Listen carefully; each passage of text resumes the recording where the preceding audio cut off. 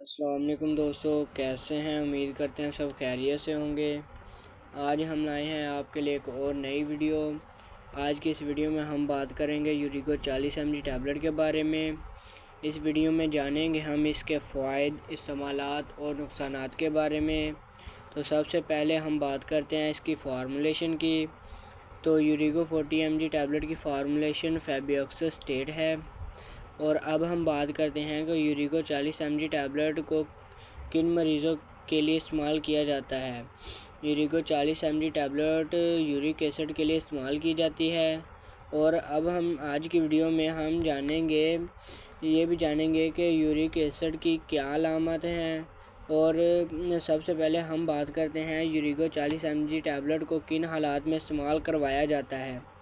یوریگو 40 mg tablet کو gout کے علاج کے لیے اور یورک ایسڈ کے علاج اور اس کی روک تھام کے لیے استعمال کی جاتی ہے۔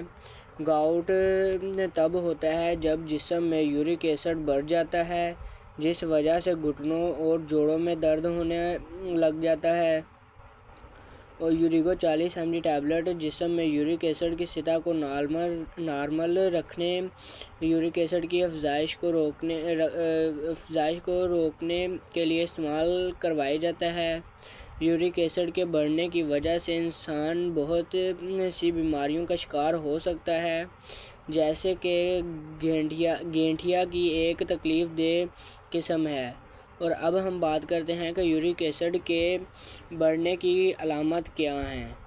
اس کی علامات میں جوڑوں کا درد، جوائنٹس میں سختی آ جانا اور جوڑوں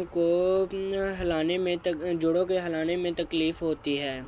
اس کے علاوہ جوڑوں پر سوجن ہو جاتی ہے۔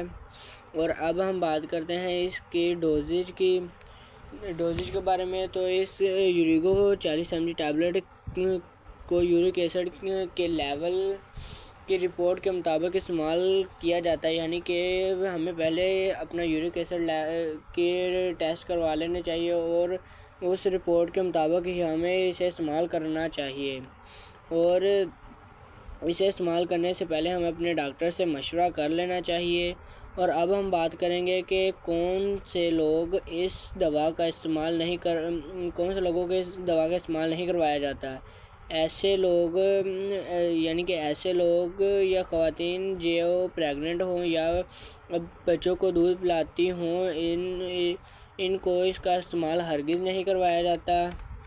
اور اس کے علاوہ ایسے مریض جن کے گردے خراب ہوں یا جن کو دل کا مسئلہ ہو اور وہ کافی لمبے عرصے سے دوا کا استعمال کر رہے ہوں، ایسے مریض اس دوا کا استعمال ہرگز نہ کریں۔